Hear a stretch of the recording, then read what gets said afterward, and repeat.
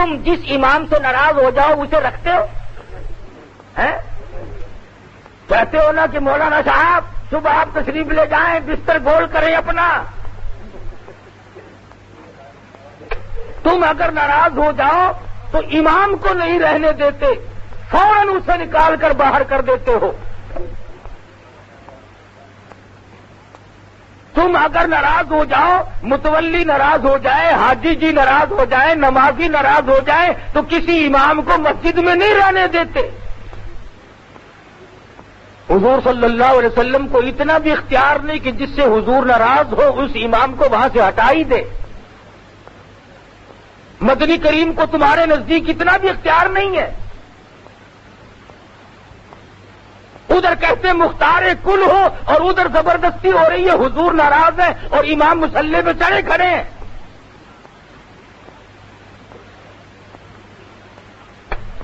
اور پھر دربار الہی بیت اللہ شریف کے اندر جو 5 وقتہ نماز پڑھاتا ہے، امام ہے، جمعہ پڑھاتا ہے، وہ تو اللہ کا دربار ہے. اللہ میاں بھی ڈر گیا ان سے، وہ بھی انہیں نہیں ہٹا سکتا. معلوم یہ ہوا کہ بیت اللہ شریف میں جو امام ہے اللہ پاک ان سے راضی، اور مدینہ شریف میں جو امام ہے محمد مصطفیٰ صلی اللہ علیہ وسلم ان سے راضی. ورنہ کوئی وجہ نہیں کہ ناراض ہو اور وہ امام وہاں ٹھہرے رہے. اللہ پاک نے غریب لوگوں کی ایک تمنا پوری فرمائی. کرایہ کافی بڑھ گیا، سامان کی بھی قلت ہو گئی، اب پیسہ زیادہ بڑھ گیا. اور پاکستان میں رہنے والے غریبوں، تم وہاں تو جا نہیں سکتے، لاؤ میں تمہاری اتنی سی تمنا پوری کرتا ہوں کہ مدینے کا امام آئے تم زیارت کرو، بیت اللہ شریف کا امام آئے تم زیارت کرو. اللہ نے غریب قوم کے مقدر جگائے، اور میرے جیسے مولوی فتویٰ لکھنے کھڑے ہو گئے کہ ان کے پیچھے نماز پڑھنی حرام ہے. کعبے کے امام کے پیچھے تو نماز پڑھنی حرام ہے، اور یہ جو صبح سے لے کر شام تک 50 عورتوں کو تاڑتے ہیں ان کے پیچھے نماز ثواب ہے. خدا جانے عقل کہاں ماری گی. اللہ پاک نے ایک تھوڑی سی جھلک دکھائی کہ بھی تم نہیں پہنچ سکتے. اور کیوں؟ حدیث پاک میں آتا فرمایا نبی کریم صلی اللہ تعالی علیہ وسلم نے، جو آدمی صبح شام حج کی تمنا کرتا ہو اور اس کے آنسو نکل جاتے ہو، ہر وقت دعائیں مانگتا ہو اور اس کوشش میں ہو کہ مجھے موقع اللہ پاک جب بھی عطا فرما دے تو میں فوراً حج کو چلا جاؤں گا، اللہ کے گھر کی زیارت کروں گا، حرم محترم میں جا کے نماز ادا کروں گا، گنبد خضرا صلی اللہ علیہ وسلم کا دیدار کروں گا، زیارت کروں گا. حدیث پاک میں آتا ہے تمنا ہے، آرزو ہے، حسرت ہے، موت آ گئی پوری نہ ہوئی. اللہ پاک ایک فرشتے کو حکم دیتے ہیں، میرے بندے نے بڑی دعائیں مانگی، بڑی تمنا کی، بڑی آرزو کی، میں نے اسے موقع نہ دیا، اور نوری فرشتے میرے اس بندے کی طرف سے جا کے تو مکمل حج ادا کر.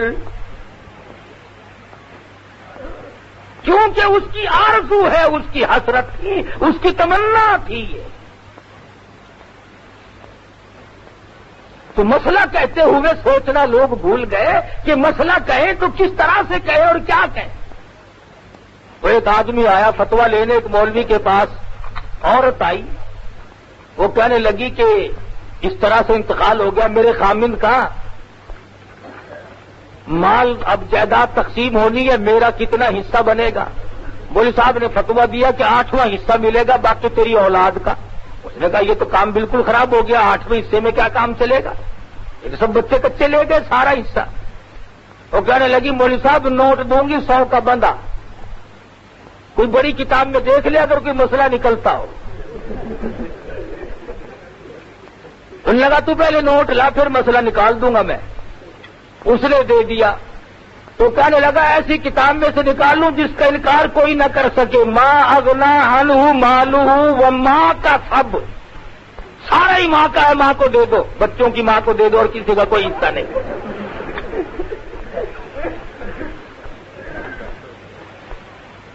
جب یوں مسئلے ہونے لگے پھر آپ اندازہ لگائیں خیر کہاں سے آئی. ارے صحابہ کرام تو یہ تھے جنہوں نے دین احمد صلی اللہ علیہ وسلم کی حفاظت کے لیے، دین کی عظمت کے لیے 100 تلواروں تیروں کے زخم کھائے، اور محبت اور عشق کی انتہا ہو گئی، مدنی کریم کی گود میں دم توڑنے کی تمنا رکھی۔ رات کا وقت ہے، جنازہ اٹھانے والے صدیق اکبر جیسے صحابی ہیں، عمر فاروق رضی اللہ تعالیٰ عنہ، عثمان غنی رضی اللہ تعالیٰ عنہ، علی مرتضی رضی اللہ تعالیٰ عنہ، بڑے بڑے جلیل القدر صحابہ ہیں۔ اور سب سے بڑی کمال کی بات یہ ہے کہ مدنی کریم صلی اللہ علیہ وسلم بھی جنازے کے ساتھ ساتھ تشریف لے جا رہے ہیں۔ جس کے جنازے کے ساتھ کالی کملی والے تشریف لے جائیں، اندازہ لگاؤ اس کا مقدر کتنا اونچا۔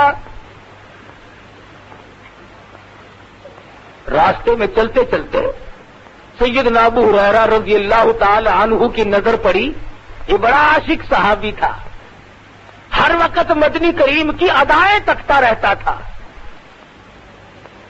اس نے دیکھا کہ مدنی کریم صلی اللہ علیہ وسلم اپنی ایڑیاں اٹھا اٹھا کر پنجوں کے بل زمین پہ چل رہے ہیں، تشریف لے جا رہے ہیں۔ قریب آیا اور عرض کرنے لگا، میرے آقا پاؤں مبارک میں، قدم مبارک میں کوئی تکلیف تو نہیں؟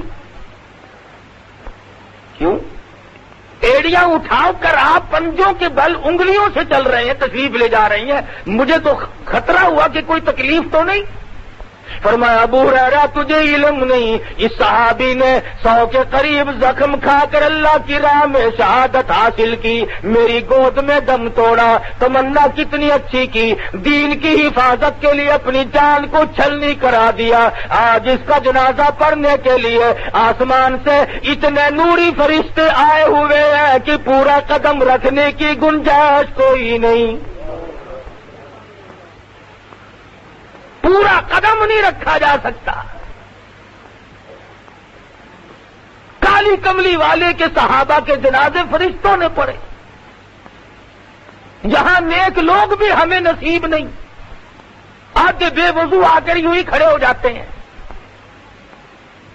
اور پھر اس پہ ناز کرتے ہیں کہ صاحب اتنا بڑا مجمع تھا فلاں کے جنازے پہ، کیا عرض کیا جائے۔ یہ تو نہیں دیکھا کہ مجمع تو بڑا تھا، لیکن کس قسم کے لوگوں کا مجمع تھا۔ فرض نماز نہیں پڑھتے، جمعے کی نماز پہ جاتے نہیں، اور کسی کا جنازہ ہوا خصوصاً بڑے آدمی کا تو پھر جا پہنچے، صرف اس دکھانے کے لیے تاکہ لوگوں کو پتہ چل جائے کہ فلاں کے جنازے پہ میں بھی آیا تھا۔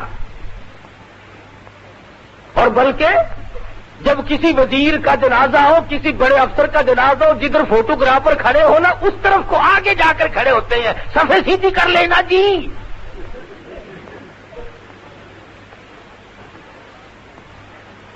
ایک آدمی اور آ رہا ہے، انتظار کرو تاکہ سب کو پتہ چل جائے کہ میں بھی آیا ہوں۔ ہے کتنا جنید بغدادی، تیرے آنے سے ہی بخشش ہو جائے گی بس۔ ذہنی تماشا دیکھو کہ آج نیتیں کس قدر بگڑ گئی، ہماری نیتوں میں فتور ہے۔ اگر ہماری نیتیں صحیح ہو جائیں تو یہ بات کبھی بھی نہ بنے جو اب بن رہی ہے۔ صرف تمہاری بات نہیں، پوری دنیا میں اس وقت مسلمانوں کا یہ حال ہے کہ قرآن کو ٹھکرایا اور اپنی مرضیات پہ چلے تو آج مار کھا رہے ہیں چاروں طرف۔ اب کوئی یہ ماننے والی بات ہے کہ اسرائیل کے چند بدماش یوگنڈا کے ہوائی جہاز اڈے پہ آئے اور 36 منٹ میں ان کو مار مور کر پکوڑے سے بنا کے چلے گئے؟ 36 منٹ میں سارا کھیل کھیل دیا۔ مسلمان اتنا کمزور، اتنا بزدل، اتنا گیا گزرا۔ اب تم نہیں بچتے، یاد رکھو، تیار ہو جاؤ مرنے کے لیے۔ غیرت ہمارے پاس نہ رہی، شرم و حیا ہمارے پاس نہ رہی، دیانت و امانت ہمارے پاس نہ رہی، حرام و حلال کی پہچان کر کے اس پہ عمل کرنا یہ ہمارے پاس نہیں رہا۔ اب ہمارا بچنا بڑا مشکل ہے۔ پچھلے ہفتے میں انڈونیشیا میں زلزلہ آیا، 2 گاؤں سالم کے سالم زمین میں غرق ہو گئے، گناہ بڑوں نے کیے، خدا جانے کتنے بچے گود میں ہوں گے، کتنے بچے پیٹ میں ہوں گے، کتنے معصوم بچے بڑوں کے گناہوں کی وجہ سے زمین میں دفن ہو گئے، غرق ہو گئے۔ ابھی ایک مہینہ نہیں ہوا، فلپائن میں زلزلہ آیا، آندھی آئی، طوفان، 1 گھنٹے میں 20,000 آدمی مر گیا۔ اب موت تھوک کے بھو آ رہی ہے، اور مجال ہے ہم بدل جائیں۔ نہ میں بدلوں، نہ تم بدلو، نہ دکاندار بدلے، نہ حاکم بدلے، بالکل نہیں بدلنا، اور آگے کو چلیں گے۔ جس طرف سے ہمیں دین نے روکا ہوگا اس طرف کو اور آگے بڑھیں گے، اور آگے بڑھیں گے۔ صحابہ کرام تو اتنا پہرا دیتے تھے دین احمد صلی اللہ علیہ وسلم کی باتوں کا، جو مدنی کریم سے کی ارشاد میں سے مل گیا اسی پہ عمل کرتے کرتے ساری عمر گزار دی، چاہے اس میں نفع سمجھا نقصان سمجھا۔ علا بن حضرمی سب قید رضی اللہ تعالیٰ عنہ،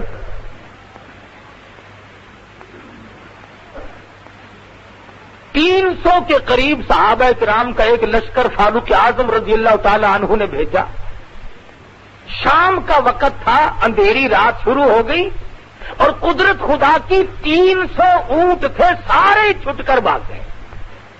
جو ان پہ لگا ہوا سامان تھا وہ بھی گیا اور خود بھی گئے۔ اب صحابہ کرام پریشان ہیں کہ پانی کی بوند نہیں، گرمی کا موسم ہے، صبح کو دن نکلے گا، ہمارے مرنے میں تو کوئی تردد ہی نہیں رہا، پینے کو پانی نہیں، وضو کو پانی نہیں، کھانے کی کوئی چیز نہیں، تمام اونٹ یکدم بھاگ گئے۔ علا بن حضرمی رحمت اللہ رضی اللہ تعالیٰ عنہ نے رات کو اعلان کر دیا، او لوگوں تیمم کر کے اللہ کی حضور میں نماز ادا کرو، اس کے بعد دعا مانگو، مولا ہماری مشکلوں کو آسان فرما۔ تمام رات عبادت کی، دعا مانگی، فجر کی نماز ادا کی۔ جس نے نماز پڑھائی تھی اس کی نظر پڑی تھوڑی سی دور پہ، پانی دکھائی دیا۔ 2-4 اٹھ کر کہنے لگے جا کے دیکھ کے تو آئے۔ جا کے کیا دیکھتے ہیں کہ بہت بڑا پانی کا چشمہ بھرا ہوا ہے۔ شور مچا دیا، آ جاؤ پانی پی لو، آ جاؤ اللہ نے پانی دے دیا، آ جاؤ اللہ نے پانی دے دیا۔ صحابہ کرام ابھی پانی پی رہے تھے، ادھر سے کیا دیکھتے ہیں کہ 300 اونٹوں کی قطار یکدم خود بخود سامان سارا لگا ہوا پھر واپس آ گئی۔ اب صحابی نے کھڑے ہو کر تقریر کی اور کہا دیکھو میں تمہیں کہاں لے جانا چاہتا ہوں۔ دارمینیا ایک جزیرہ ہے سمندر میں، کافر لوگ اس جزیرے میں کشتیوں اور جہازوں کے ذریعے بھاگ گئے اور وہاں جا کر محفوظ ہو گئے۔ اب ہم نے ان پہ جا کر حملہ کرنا ہے۔ صحابہ کہنے لگے جہاز نہیں، کشتی نہیں، سمندر میں کیسے گزریں گے، بڑا مشکل معاملہ ہے۔ صحابی کھڑا ہو کر کے کہنے لگا پرواہ نہ کرو، اس اللہ کی ذات پہ بھروسہ کر کے اپنی سواریوں کو سمندر میں ڈال دو، میرا یقین ہے ارادے پاک ہے، نیت پاک ہے، عمل بھی پاک ہے، زبان بھی پاک ہے، میرا یقین ہے اللہ تبارک و تعالیٰ بغیر کشتیوں کے ہمیں پار پہنچائے گا۔ چنانچہ تاریخ گواہ ہے کہ سارے صحابہ کرام نے اپنے اونٹ گھوڑے جو کچھ بھی سواری تھی سمندر میں ڈال دیا۔ صحابی قسم کھا کر کہتا ہے کسی سواری کے پیٹ کو بھی پانی نہیں لگا۔ دارمینیا کے قلعے پہ جا کر جب حملہ کیا اندر سے نکلے اور کہنے لگے اب ہم تمہاری حکومت کو یوں ہی مان لیتے ہیں، اب ہمیں یقین ہو گیا کہ تم حق پہ ہو، ہم جہازوں کے ذریعے آئے، کشتیوں کے ذریعے آئے، ارے جن کو سمندر راستے بنا کر کے دیتا ہوں وہ حق پرست نہیں تو اور کیا ہو سکتا ہے۔ لڑائی نہیں ہوئی، صحابہ کرام کو اللہ پہ انہوں نے یقین جمایا، اللہ پاک نے سمندر کو حکم دیا کالی کملی والے کے غلام آ رہے ہیں سڑکیں بنا کر دے ان کو، کیوں؟ ارادے نیک ہیں۔ ہمارے ارادوں کا تو یہ حال ہے، سڑک پہ چلتے چلتے اگر یوں نیت سے کوئی نظر ڈال لے کہ کوئی روڑا اینٹ کانٹا کہیں تو فرق ہے، اور تو کوئی ایسا فرق نہیں. آج نیتوں میں فساد آیا تو بگاڑ ہو گیا، اعمال میں فساد آیا، زمین اور زمان میں فساد آیا، ہمارے تمام معاملات میں آج فساد آ گیا. اور یہ وجہ ہے دین احمد صلی اللہ علیہ وسلم سے بغاوت. اللہ پاک نے کبھی بھی نافرمانی کرنے والوں کو معاف نہیں کیا.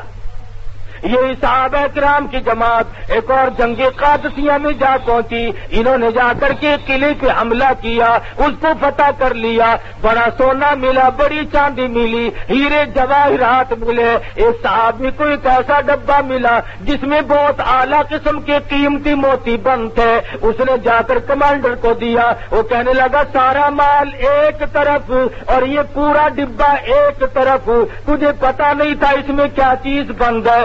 صحابی کہنے لگا میں نے کھول کر دیکھا تھا. پوچھا کمانڈر نے تجھے اس کی قیمت معلوم ہے؟ صحابی کہنے لگا ہاں مجھے قیمت معلوم تھی. پھر یہ تم نے ڈبہ چھپایا کیوں نہیں؟ کہنے لگا کیسے چھپاؤں، مجھے قبر کا اندھیرا یاد ہے.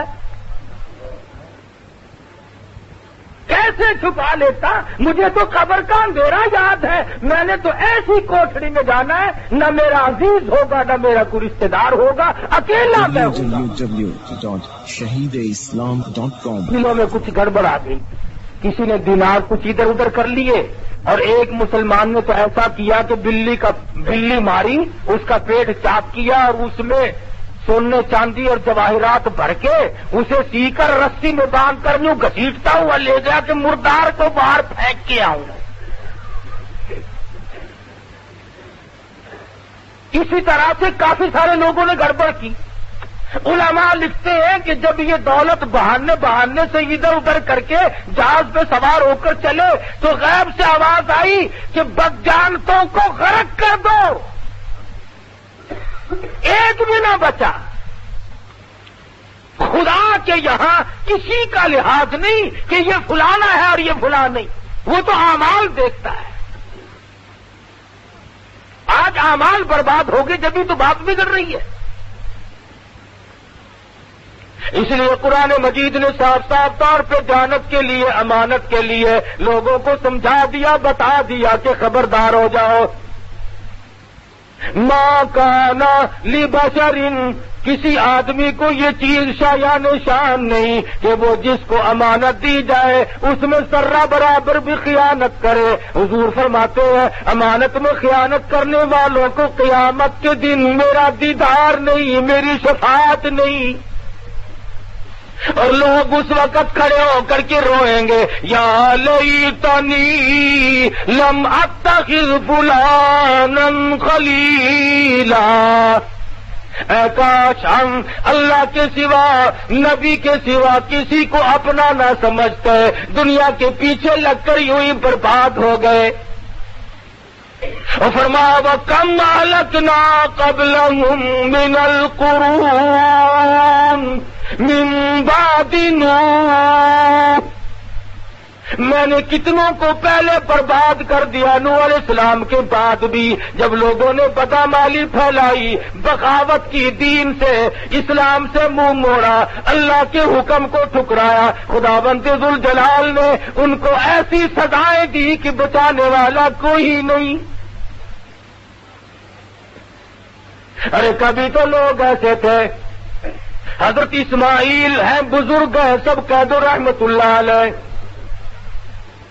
ایک دیہاتی عربی اونٹنی پہ سوار ہو کر کے گزر رہا ہے.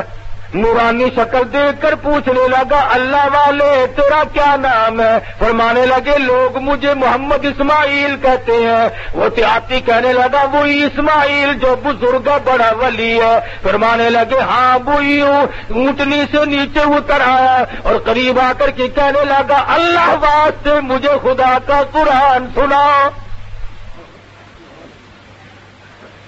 حضرت اسماعیل رحمت اللہ علیہ نے قرآن مجید سنایا وَفِي السَّمَاءِ رِزْقُكُمْ وَمَا تُوعَدُونَ. او لوگو تمہارا رزق آسمانوں پہ ہے، زمین پہ نہیں، وہاں سے آتا ہے. کہنے لگا رزق آسمان پہ ہے کہ ہاں دیکھو قرآن کہہ رہا ہے. میں جو دھکے کھاتا پھروں پھر یہاں اسی وقت اپنی اونٹنی کو ذبح کیا، ٹکڑے کیے اور لوگوں میں مفت بانٹ دیا، اور جو تلوار پاس تھی اسے توڑ کر پھینک دیا، اور یوں کہتا ہوا جنگل کی طرف نکل گیا۔ اللہ پاک نے سچ فرمایا، میرا یقین آ گیا۔ حضرت اسماعیل رحمت اللہ علیہ فرماتے ہیں کوئی 10 مہینے سال کے بعد میں حج کو گیا، میں اللہ کے گھر کا طواف کر رہا تھا، کسی نے پیچھے سے میرا کپڑا پکڑ کر کھینچ کر کہا اللہ والے اس دن جنگل میں قرآن سنایا تھا، آج دربار الہی میں سنا دے۔ وہ مجھے پکڑ کر مقام ابراہیم پہ لے گیا، میں وہاں بیٹھ گیا، پھر میں نے چند آیتیں وہی سنائی، اس کے بعد پڑھا فَوَرَبِّ السَّمَاءِ وَالْأَرْضِ إِنَّهُ لَحَقٌّ مِثْلَ مَا أَنَّكُمْ تَنطِقُونَ۔ اللہ پاک زمین و آسمان کی قسم کھا کر فرماتے ہیں لوگوں میری بات پہ یقین کیا کرو۔ وہ دیہاتی کہنے لگا اللہ پاک کو قسم کھانے کی کیا ضرورت پڑی، بندوں کو یقین دلانے کے لیے مولا کریم قسمیں کھائے، ہم یقین نہ کریں۔ ایک مرتبہ ان آیتوں کو پھر پڑھو، حضرت اسماعیل نے پڑھی، دیہاتی نے چیخ ماری، مقام ابراہیم سے دھڑام سے گر کر جان دے دی۔ کبھی اللہ کا قرآن سن کر لوگوں کی روح فنا ہو جایا کرتی تھی، اب تو شرم بھی نہیں آتی، اب تو حیا بھی نہیں آتی کہ ہم خدا کے قرآن سے کتنی بغاوت کر رہے ہیں۔ مسجدوں میں قید کرو اسے بس، اس کے لیے کوئی ٹھکانہ نہیں، میرے تیرے گھر میں جگہ نہیں، عدالت مارکیٹ میں کوئی جگہ نہیں، انصاف فیصلہ کرنے کے لیے قرآن مجید کا کوئی ٹھکانہ نہیں۔ نظام مصطفیٰ سے غداری ہو رہی ہے، اللہ پاک ہمیں کب تک معاف کرے گا؟ ڈھیل دے رکھی ہے بس اسے، جب نمبر آئے گا وہ سنبھال لے گا۔ نہ وہاں سیاست چلے گی، نہ وہاں تجویز چلے گی، نہ وہاں تدبیر چلے گی۔ بڑے بڑے سیاستداں لوگ پہلے آئے، ان کی کبھی نہ چل سکی اور انہیں کوئی نہ بچا سکا۔ علماء کرام لکھتے ہیں کہ بادشاہ وقت نے اپنا میلہ لگایا ہوا ہے، گانا بجانا، شراب پینا پلانا ہو رہا ہے، ناچ گانا، گھنگروؤں کی جھنکار ہے، بڑوں بڑوں کے کان کھڑے ہو جاوے بابا، جب عورت ناچتی ہے اچھے اچھوں کا وضو ٹوٹ جاتا ہے۔ تو باہر دروازے سے کسی نے زور سے دستک دی، کھڑکا کیا، تو بادشاہ نے کہا دیکھنا کون ہے؟ اس نے جب دروازہ کھولا جا کے دیکھا تو پھٹے پرانے کپڑوں والا ایک مسکین کھڑا ہے۔ اس نے کہا دروازہ کس نے کھٹکھٹایا؟ کہ میں نے۔ کیوں؟ کہ تمہارے بادشاہ سے میرا کام ہے، ملنا ہے میں نے۔ وہ بادشاہ سے ملنے والا منہ دیکھو، کپڑے بدن کے پورے نہیں ہے، یہ بادشاہ کو ملنا چاہتا ہے، چل یہاں۔ دروازہ بند کیا اور جا کر بادشاہ کو کہا کہ جی اپنا کام شروع کرو، وہ تو ایک فقیر تھا، ہم نے اس کو ڈانٹ ڈوٹ دیا ہے۔ نگا چھوڑ دیا تم نے زندہ اس کو؟ کہ جی ہم نے اس کو پرے کر دیا، چکے کر دیا، دفے کر دیا۔ جس نے میرا مزہ بگاڑا اس کو زندہ نہیں چھوڑنا چاہیے تھا۔ چلو بھائی ساز شروع کرو، آواز آئے، شراب کا دور آئے۔ اس نے دوسری مرتبہ پہلی مرتبہ سے بھی زور سے دروازہ کھٹکھٹایا، اور چوکیدار نے آ کے جب دروازہ کھولا تو یہ چھلانگ مار کے بادشاہ کے پاس پہنچ گیا۔ نہیں تم کیوں آئے؟ میرا کام ہے، تیرے سے آیا کیا ہوئی؟ تو وہ لگا ہے کوئی جو اس کی گردن جلدی سے کاٹ دے۔ ارے بھائی میری گردن کاٹو گے؟ نے کہا اور کس؟ تم نے تمام مدے کا بیڑا گرک کر دیا، کرکلا کر دیا سارا، جلدی گردن کاٹو اس کی۔ نے کہا میری کاٹو گے؟ نے کہا اور کس کی؟ نے کہا ذرا سا کام ہے ایک آپ سے کام۔ نے کیا کام ہے؟ کان میں کہنے کا ہے۔ سر کان میں کہنے کا ہے۔ ذرا سا کان کے منہ قریب کر کے کہا میری گردن کاٹو گے؟ انہوں نے کہا کہ میں تو بالکل موت ہوں، اسرائیل ہوں میں تو، بس سنتے ہی دیکھنا جی دیکھنا، اجی دیکھنا ذرا سی مہلت دو، بڑی مہربانی ہوگی۔ اجی انہوں نے کہا بدماش، اب مہلت چاہتا ہے، ابھی تو گردن کاٹ رہا تھا میری۔ ایک سیکنڈ کی مہلت تجھے نہیں ملے گی۔ ان لوگ کا مہربانی کر کچھ تھوڑی سی دیکھنا ہے، آپ لوگ بڑے کریم ہوتے ہیں، بڑے مہربان ہوتے ہیں، لیکن تیرے جیسوں کے لیے مہربان۔ فرمایا جاء اجلها لا يستاخرون ساعة ولا يستقدمون۔ جب موت کا وقت مقرر آ پہنچا تو ایک سیکنڈ ادھر ادھر نہیں، کوئی نہیں ادھر ادھر کر سکتا۔ پورے ملک کی فوج آ جائے، پورے ملک کی پولیس آ جائے، ساری انتظامیہ آ جائے اور پورے ملک کی قوت صرف کرنا شروع کر دے، کسی آدمی کا، کسی وزیر کا، کسی افسر کا ایک سانس بڑھانے پہ قادر نہیں بڑھا سکتا کوئی بھی ایک سانس۔ کتنے دنیا بھر کے ڈاکٹروں کو جمع کر لو، کچھ نہیں کہہ سکتا کوئی ایک سیکنڈ کے لیے کسی کو زندہ نہیں رکھ سکتا۔ جب موت آنے والی ہے تو اس کے لیے صحابہ کرام نے بھی تیاری فرمائی، اور آج ہمارے ایسے حالات کیوں ہو گئے کہ ہمارا کسی طرح کا بھی پروگرام نہیں، کوئی منشور نہیں، بلکہ اندھیر کھاتے کی طرح سے جو دماغ میں آتا یوں ہی کرتے جاتے ہیں، چلتے جاتے ہیں۔ فرمایا یا ایھا الذین آمنوا اتقوا اللہ حق تقاتہ، ایماندارو ڈرو اللہ سے جیسا کہ اس سے ڈرنے کا حق ہے۔ ہم لوگ وقت پہ نہیں ڈرتے، بے وقت ڈرے۔ ابھی یہ جو کارخانے لیے گئے نا، ان کو اگر کسی نے جا کر کے یوں بتایا نا کہ بھی 2.5% زکات دو، یہ مولوی کھانے کے لیے بس ہر وقت بہانے بناتے ہیں، زکات کا فلانا دماغ، بات نہیں سنتے تھے۔ اپنے کھڈے پہ تھڑے پہ بیٹھ بیٹھ کر علماء کو گالیاں بکتے تھے، قرآن مجید کے، اسلام کے نظام سے اعتراض کرتے تھے۔ اب سنا ہے منڈے پڑے ہیں پرسوں ترسوں کے، منڈے پڑے ہیں۔ ایک قانون آیا، انہوں نے کہا باہر ہو جاؤ۔ میں نے کہا جی کیا بات ہے؟ میں کہہ رہا ہوں باہر ہو جاؤ۔ بسم اللہ الرحمن الرحیم۔ زکات نہ دی، خیرات نہ دی، سگا بھتیجا بھوکا مرتا رہا، چھوٹا بھائی بھوکا مرتا رہا، تیرے بچے شہنشاہوں جیسے کپڑے پہنتے رہے اور تیرے سگے بھائی کے بچے فقیروں والے کپڑے پہنتے پھرے۔ کبھی شرم نہ آئی کہ یہ میرے بھائی کی اولاد ہے، یہ میرے باپ کی نسل ہے، یہ میری بہن ہے، یہ میری خالہ ہے، یہ میری پھوپھی ہے، یہ میرے ساس سسر ہے، یہ میرا سالہ؟ کبھی سلوک کرنے کی کوشش نہیں۔ www.shahideislam.com تو اللہ میاں کا یہ تو نظام ہے، یا تو وہ 2.5% مانگتا ہے یا پھر وہ سارا ہی لے لیتا ہے۔ انہوں نے کئی طرح اللہ جا رہا کھڑا ہو کے،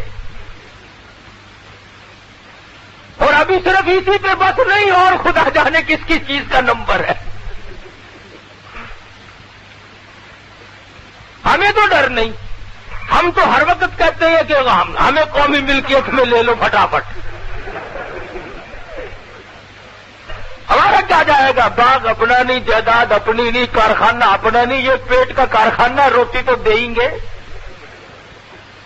ہے نا؟ ہمارا کیا بگڑے گا؟ باری سب کی آنی ہے، یاد رکھو، یا سیدھے ہو جاؤ، کرو اسلام سے۔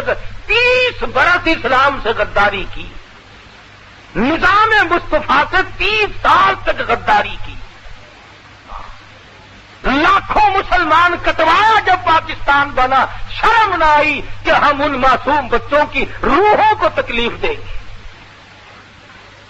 ہندوستان سے آنے والے لوگ جانتے ہیں، جب ہندو گنڈے حملہ کرتے تھے، سکھ بدماش جب حملہ کرتے تھے، تو عزت والی عورتوں نے، سمجھدار بہنوں نے سونا نہ اٹھایا، چاندی نہ اٹھائی، مال و دولت نہ اٹھایا، گھر میں سے قرآن لیا اور گلے میں لٹکایا اور اپنے قریب کے کنویں میں چھلانگ لگا دی۔ کسی کافر کا ہاتھ اللہ کے قرآن پہ نہ آئے اور میری آبرو پہ نہ آئے۔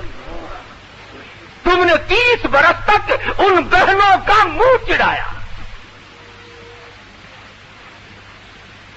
اب سوال یہ پیدا ہوگا کہ جی یہ جو لے رہے ہیں یہ ان کے پاس رہیں گے. اللہ میاں کا نظام یہ ہے، اس نے ہر چھوٹی مچھی کے پیچھے بڑی مچھی لگا رکھی ہے. ادھر ادھر سے معاملہ یہی گول ہوتا چلا جائے گا.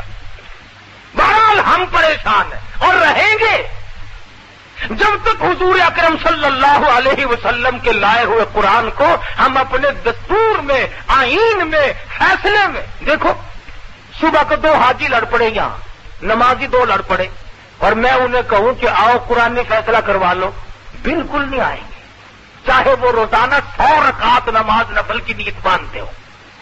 انہیں کہو کہ مسجد میں مولوی صاحب بیٹھے ہیں، اسلام کا مسئلہ پوچھو، محمد مصطفیٰ صلی اللہ علیہ وسلم کی عدالت کا مسئلہ پوچھو اور اپنا مقدمہ یہی ختم کر دو. نہیں صاحب، کورٹ میں تمہیں لے کے چھوڑوں گا.